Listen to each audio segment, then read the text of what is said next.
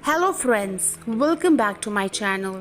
Before starting the chapter, I would like to ask you all something that have you ever written a diary? क्या कभी आप लोगों ने diary लिखा है या कभी अपनी फीलिंग्स एक्सप्रेस किया है किसी के सामने, या अगर कोई वैसा नहीं मिला, कोई फ्रेंड या कोई रिलेटिव या कोई भी नहीं मिला वैसा, तो क्या आपने डायरी के थ्रू अपना फीलिंग्स को एक्सप्रेस किया है?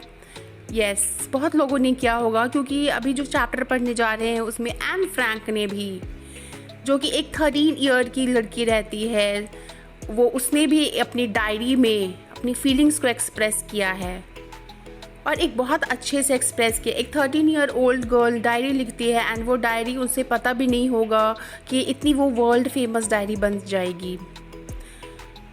उसने डायरी में पूरी फीलिंग्स को एक्सप्रेस किया है, अपनी पूरी डिप्रेशन के टाइम में क्या उसने फेस किया, वर्ल्ड वॉर 2 के दौरान क्या उसने फेस किया, सारा अपने डायरी के थ्रू एक्सप्रेस किया है। एंड वो 2 साल जो रहती है एनेक्स में, वो पूरा एक्सप्रेस करती है कि कैसे उसने क्या क्या फेस किया, और वो पूरा उसमें टाइम को यूटिलाइज करती है, पूरा लिखती है एंड वो पूरा एनर्जी लगाती है अपना पढ़ने में, लिखने में, नॉलेज गेन करने में, पॉलिटिक्स का और लिटरेचर का। एंड 2 साल के बाद 1942 में ये डायरी लिखा गया है एंड 1944 में 2 साल के बाद उसकी डेथ हो जाती है। एंड वो उसके बाद उसके फादर डेथ के बाद उसके फादर उसको पब्लिश करवा देते हैं एंड पब्लिश कराने के बाद वो वर्ल्ड फेमस डायरी बन जाती है। एंड दोस्त, आपको फ्रेंड्स ही बता दें कि ये डायरी जो है उसके फादर ने उसे गिफ्ट किया था 13th बर्थडे पे, जिसको वो एक अपना नाम देती है किटी। ओके, वो अपने फादर ऑटो फ्रैंक के ऑफिस बिल्डिंग में हाइड कर रही होती है नाजीज लोग से बचने के लिए। एंड उस टाइम उसको उसके पूरे फैमिली को कंसंट्रेशन कैंप में ले जाया जाता है। फ्रेंड्स, कंसंट्रेशन कैंप वो होता है जहाँ पे लोगों को टॉर्चर किया जाता है एंड बहुत सारे टॉर्चर्स होते हैं वहाँ पे, और जहाँ पे एनी डैड हो जाती है टाइफस से Bergen Belsen with in days of a sister Margaret Frank. पूरी फैमिली की डेथ हो जाती है, सिर्फ उसके फादर जो है ओनली सर्वाइवर रहते हैं ग्रुप में। एंड वो वापस से रिटर्न्ड हो जाते हैं एम्स्टर्डम में उसके बाद आफ्टर द वॉर एंडेड, और उसके बाद उसको डायरी मिलती है, और डायरी मिलने के बाद वो पब्लिश कराते हैं under the name the diary of a young girl. Okay, and ये डायरी जो है ये वो ओरिजिनली डच लैंग्वेज में लिखा जाता है एंड वो world famous widely red books हो जाता है। एंड आप लोग को ये भी बता दें कि ये डायरी के नाम से एक बहुत सारी फिल्म्स निकल चुकी है, बहुत सारे थिएरेटिकल प्रोडक्शंस हो चुके हैं एंड बहुत सारे मूवीज़ भी बन चुकी है एंड ये काफ़ी डायरी फेमस हो गई है। And friends, you never imagine कि how a 13 year old girl become so world famous, and even Anne Frank also didn't ever imagined कि कैसे उसकी डायरी जो है इतनी फेमस हो जाएगी। Okay, now students, now we will start line by line explanation of the chapter. Writing in a diary is really strange experience for someone like me. And Frank यहाँ कह रही है कि writing in a diary is really a strange experience for someone like me. इसलिए वो ऐसा कह रही है क्योंकि वो अभी सिर्फ 13 ईयर्स की एज में है एंड 13 ईयर्स की एज में हम लोग कुछ क्वेश्चन आंसर्स जो चैप्टर्स के रहते हैं उसको लिखने में हमारी जो है मन नहीं करता। But she is not writing a diary, right? Not only because I have never written anything before, but also because it seems to me that later on neither I or not anyone's will be interested in musings of a 13-year-old schoolgirl. And उसमें ये कहती है कि strange experience जो है diary लिखना मेरे लिए, क्योंकि इसलिए नहीं क्योंकि because it seems to me that later on neither I or nor anyone will be interested in. कह रही है कि इसलिए मुझे एक स्ट्रेंज एक्सपीरियंस लग रहा है क्योंकि एक 13 ईयर ओल्ड का ख्याल जानने के लिए कौन इंटरेस्टेड होगा। ओह well, it doesn't matter, I feel like writing. और वो कहती है कि इट डजेंट मैटर, मुझे फ़र्क नहीं पड़ता, आई फील लाइक राइटिंग, मुझे मन कर रहा है लिखने का। And I have an even greater need to get all kinds of things off my chest. और बोली अब मुझे जो भी करने का मन करता है वो हम करेंगे। Paper has more patience than people. और उसमें ये लाइन वो लिख रही है कि पेपर का जो है मोर पेशेंस दैन पीपल होता है। इसने ये लाइन क्यों लिखा है फ्रेंड्स? इसलिए लिखा है क्योंकि वो कह रही है कि पीपल जो है वो जल्दी बोर हो जाते हैं बातों से। जब हम किसी को कुछ अपना फीलिंग शेयर करते हैं, they don't listen, they are not good listeners. Like वो अच्छे से सुनते नहीं हैं, लिसन प्रॉपरली नहीं करते हैं वो। तो इसलिए वो कहा है कि उसने, अगर हम पेपर को लिखते हैं तो paper will not get bored, right. So उसने इस कहा है कि paper has more patience. Paper के पास बहुत ज़्यादा पेशेंस होता है, बहुत ज़्यादा सब्र होता है। सो जो भी हम लिख दें वो उन्हें वो दे विल नॉट गेट बोर्ड कि अब रहने दो, अब चुप हो जाओ, मत बोलो and all. They will not say like that. I thought of this saying on one of the days when I was feeling a little depressed and was sitting at home with my chin in my hands। and वो कह रही है वो ऐसा तब कही जब वो लिटिल डिप्रेस फील कर रही थी, और जब वो घर पे बैठी हुई थी अपने चिन पे हाथ दे करके, चिन पे यहाँ पे गाल पर के हाथ दे करके, बोर्ड एंड लिस्टलेस, और बोर फील कर रही थी और लिस्टलेस फील कर रही थी। लिस्टलेस का मीन्स होता है विथ नो एनर्जी और इंटरेस्ट, कोई इंटरेस्ट नहीं, कोई मज़ा नहीं कि अब नहीं लिखना है।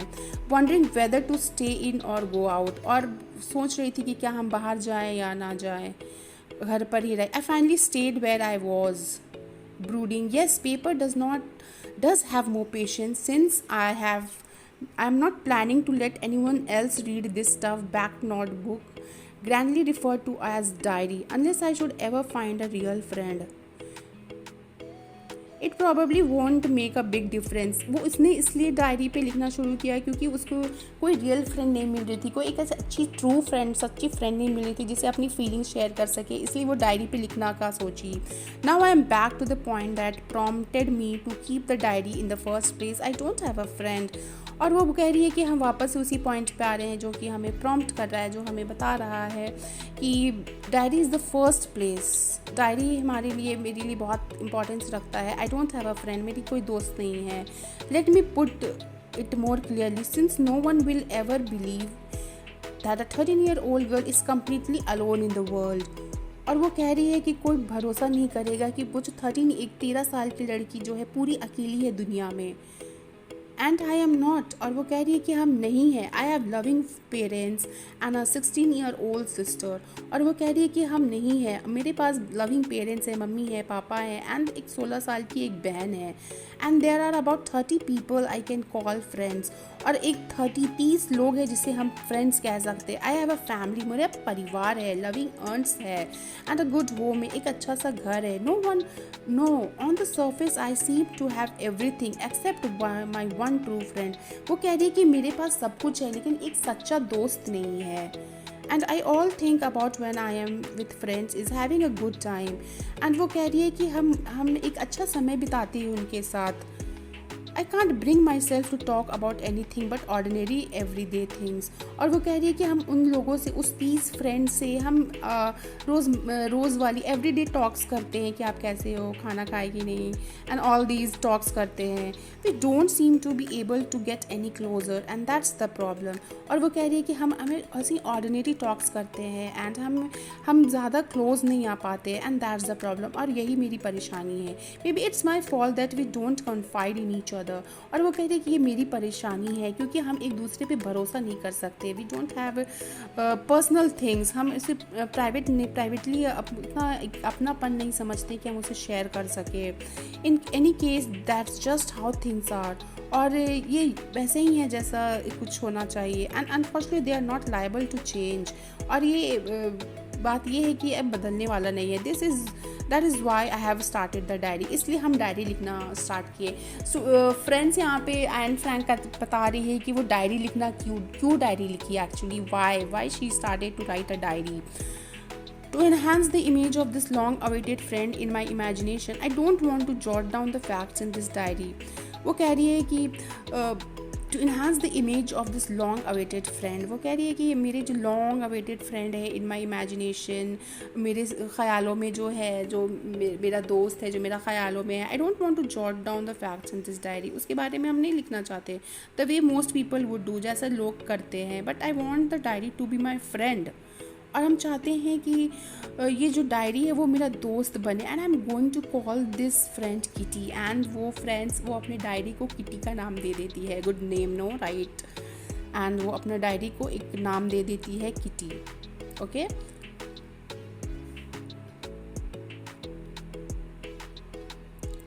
Now, since no one would understand a word of my stories to Kitty, और वो कह रही है कि कोई नहीं समझ पाएगा जो हम कहानी लिख रहे हैं किटी के साथ.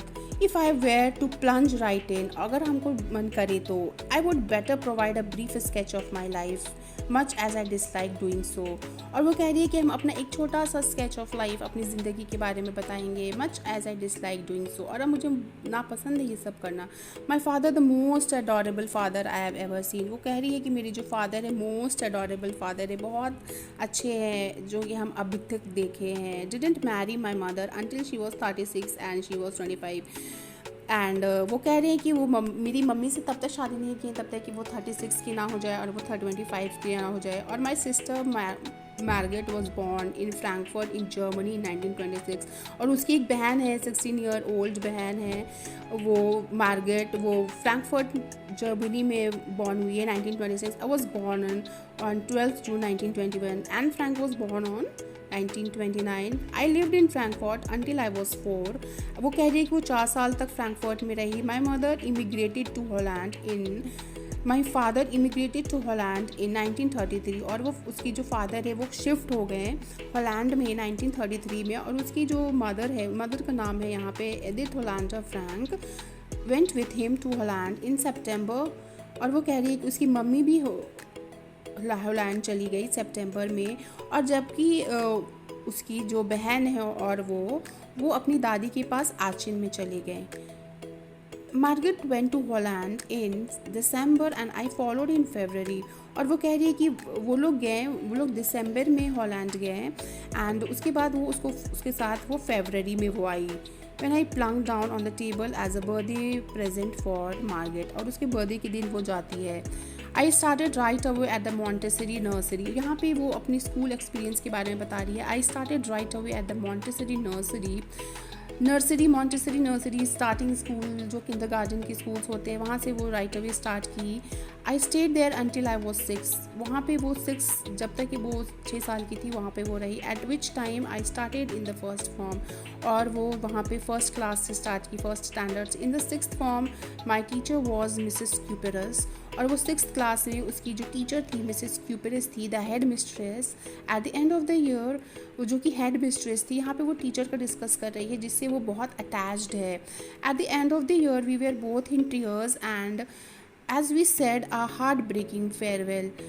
और वो कह रही है कि end of the year head mistress जो मिसेस क्यूपरस के बारे में बता रही है कि हम लोग लास्ट में जब मेरी फेयरवेल हो रही थी वो हार्ट ब्रेकिंग था, बहुत दिल तोड़ने वाला था. मुझे जाने का मन नहीं था लेकिन जाना पड़ा. In summer 1941 grandma fell ill and had an operation. और 1941 में उसकी जो ग्रैंडमा है उसका ऑपरेशन हुआ. So my birthday passed with little celebration. इसलिए उसका जो बर्थडे था 1941 में, इसलिए जो उसका बर्थडे था वो थोड़ा सेलिब्रेशन से गुजरा, ज़्यादा सेलिब्रेशन, ग्रैंड सेलिब्रेशन नहीं हुआ. ग्रैंड मदर डाइड इन जनवरी 1942. और उसकी जो ग्रैंड मदर है वो 1942 में डाइड हो गई, इनका एक्सपायर हो गई. No one knows how often I think of her and still love her. और वो किसी को नहीं पता कि हमें वो अक्सर याद आती है और हम अभी तक उसे प्यार करते हैं. This birthday celebration in 1942 was intended to make up for the other.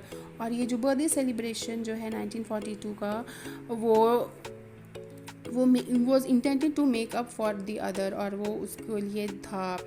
And grandma candle was lit along with the rest. और 1942 में मेरे बर्थडे सेलिब्रेशन के साथ उनका भी कैंडल जलाया गया था. The 4 of us are still doing well and that brings me to the present of 20 June 1942. बोलिए यहाँ 4 of us यहाँ पे कौन है फ्रेंड्स? 4 of us यहाँ पे है एन फ्रैंक, उसकी मदर, फादर एंड मार्गरेट उसकी सिस्टर, एल्डर सिस्टर. एंड 20 जून 1942 के बारे में अब हम लोग फ्रेंड्स पढ़ेंगे. Dearest Kitty, our entire class is quaking in its boost. The reason, of course, is the forthcoming meeting in which the teachers decide who will move up to the next form. और वो बता रही है अपनी diary को कि पूरा जो इंटायर क्लास है, पूरा जो क्लास है वो is क्विकिंग on it's boots, means पूरी जो है डर में है, नर्वस में है। क्यों नर्वस में है, क्यों डर में है? क्योंकि अभी जो हमारा जो मीटिंग होने वाला है जिसमें टीचर्स डिसाइड करेंगे कि कौन नेक्स्ट क्लास में जाएगा और कौन पास हो जाएगा, कौन फेल हो जाएगा। Half the class is making bets, और हाफ ऑफ द क्लास जो है ना, आधा जो क्लास है वो बेट लगा रहा है। क्या चीज़ का बेट लगा रहा है? जियन and I laugh ourselves silly at the two boys behind us. और वो पूरा जो क्लास है बेट लगा रहा है कि कौन पास होगा, कौन फेल होगा। And normally we also make that kind of things. GN and I laugh ourselves silly at the two boys. GN and I, और GN जो है उसका जो फ्रेंड है, एंड आई और एंड फ्रैंक जो है लाव जो है सिली मतलब बेवकूफ़ों की तरह हंस रहे हैं eight the two boys behind us. और हमारे जो पीछे दो लड़के जो दो बैठे हैं, दो लड़के, उसके लिए हम लोग हंस रहे हैं। CN and Jax who have staked their entire holiday saving on their bed। और वो बोल रहे हैं कि वो पूरे हॉलीडे जो है वो पूरा बचा के रखे हैं अपना बेड को संभालने के लिए। For morning to night it's you are going to pass, no I am not, yes you are, no I am not. And वो लोग यही बेट लगा रहे हैं कि तुम पास हो जाओगे, नहीं हम नहीं होंगे, तुम होगे यार, तुम होगे। व्हेन जी's pleading glances and my angry outburst can't calm them down। और जो है जीज जो है pleading glances and my angry outburst, और उसका जो वो मतलब वो कुछ भी कह रही है, वो उसको कुछ भी कह रही है, वो चिल्ला रही है, उसको काम नहीं कर सकता, शांत नहीं कर पा रहा है। If you ask me there were so many dummies that about a quarter of the class should be kept back. और वो कह रही है कि अबाउट अ क्वार्टर, आधा से थोड़ा क्वार्टर, 1/4 ऑफ द क्लास जो है वो लग रहा है पीछे रह जाएगा। But the teachers are the most unpredictable creatures on the earth. लेकिन वो कहती है कि टीचर्स जो है अनप्रेडिक्टेबल क्रिएचर्स, हम ना अंदाज़ा नहीं लगा सकते हैं कि पूरी मतलब कैसी मतलब है वो। आई am not so worried about my girl friends and my self. हम जो है वरीड नहीं है हमारी गर्ल फ्रेंड्स में और मेरे में। वी विल मेक इट, हम लोग कर लेंगे। The only subject I am not sure about it's maths. और वो कह रही है कि हम बस मैथ्स के लिए श्योर नहीं। Anyway we all we can do is wait. और हम लोग यही कर सकते हैं कि हम लोग इंतज़ार कर सकते हैं। Until then will keep telling each other not to lose heart. और तब तक कि हम लोग कह सकते हैं एक दूसरे को कि अपना प्लीज़ दिल छोटा ना करे, सब सही होगा। I get along pretty well with all my teachers. वो कह रही है कि हम सब टीचर्स के साथ अच्छे से रह रहे हैं। There are 9 of them 7 men and 2 women। वो कह रही है कि जो मेरे जो 9 टीचर्स हैं जिसमें 7 men हैं and 2 women है। Mr Keesing the old fogey who teaches maths। Old fogey का मतलब होता है old fashion person, old fashioned है। मिस्टर केसिंग जो है, मिस्टर केसिंग ओल्ड फैशन है, वो जो कि मैथ्स पढ़ाते हैं। Was annoyed with me for ages. बहुत सालों से मेरे से गुस्सा है because I talked too much, क्योंकि हम बातें बहुत करते हैं। आफ्टर सेवरल वार्निंग्स ही असाइंड मी एक्स्ट्रा होमवर्क। और बहुत सारे वार्निंग के बावजूद वो हम मुझे एक्स्ट्रा होमवर्क देते हैं। एंड ऐसे on the subject a chatter box के नाम से मुझे एक सब्जेक्ट ऐसे लिखने को दे रहे हैं। Chatter box, what can you right about that. और वो कह रही है अ चैटर बॉक्स, क्या लिखूंगी उसमें? I would worry about that later, बाद में हम उसके बारे में I decided I jotted down the title in my notebook. और वो हम उसमें लिखते हैं tucked it in my bag and try to keep quiet. और वो हम अपने बैग में रख दिए और हम कोशिश किए कि हम शांत रहें। That evening after I finish the rest of my work the note was about the AC caught my eye. I began thinking about the subject while chewing at the tip of my fountain pen। और अपना fountain pen को चबाते हुए वो कहती है कि हम अपने सोचने लगे। Anyone could ramble and leave big spaces between the words, but the trick was to come out with convincing arguments to prove the necessity of talking। वो कह रही है कि उसके जो मैथ्स टीचर है मिस्टर केसिंग, वो कहें कि तुम चैटर बॉक्स पे ऐसे लिख के लाओ, उसको कन्विंस करो, उसको बताओ कि बात करना क्यों ज़रूरी है।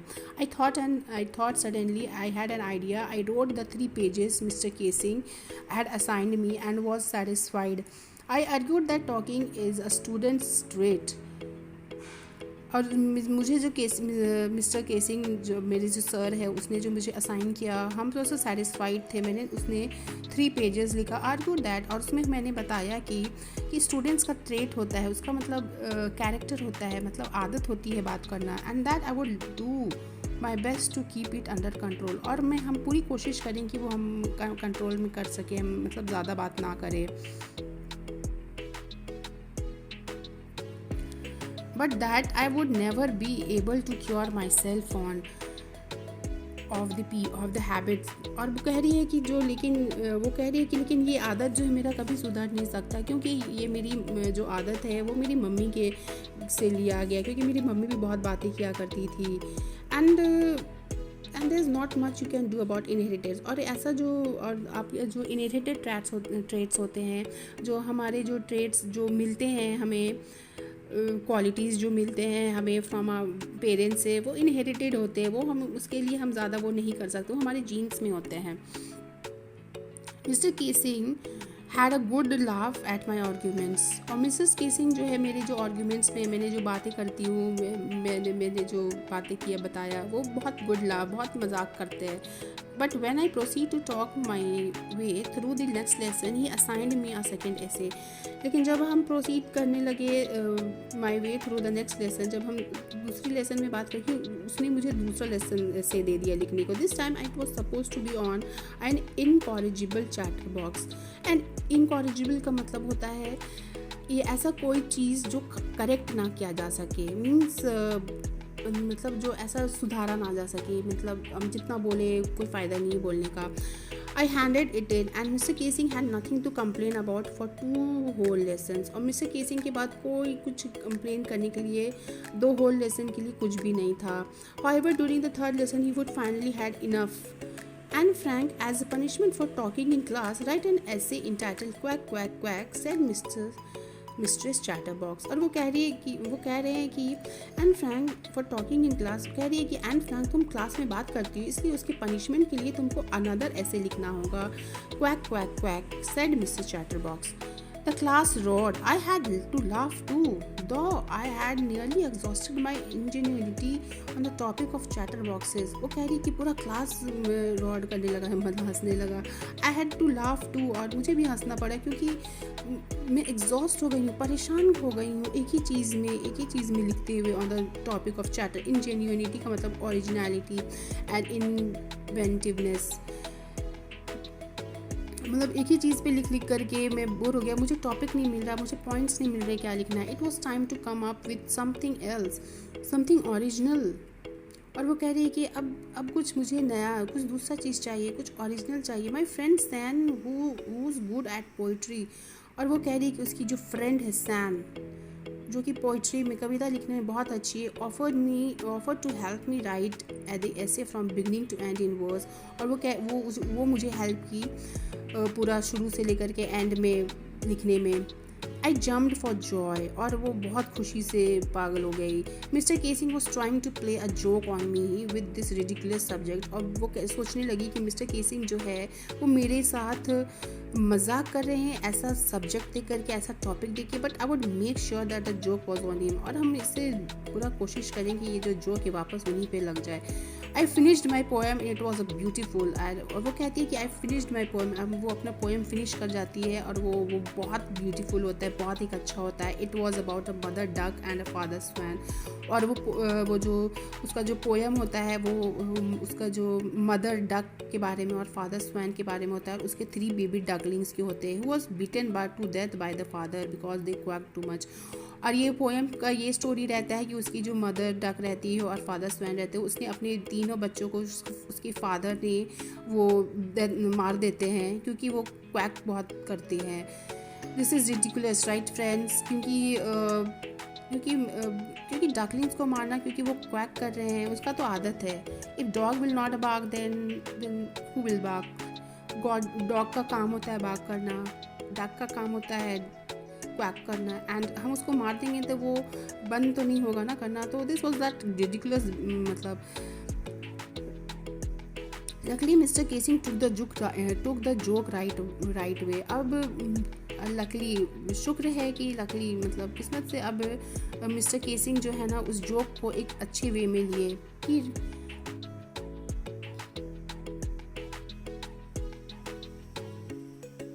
He read the poem to the class, adding his own comments. He read the poem to the adding his own comments and to several other classes as well.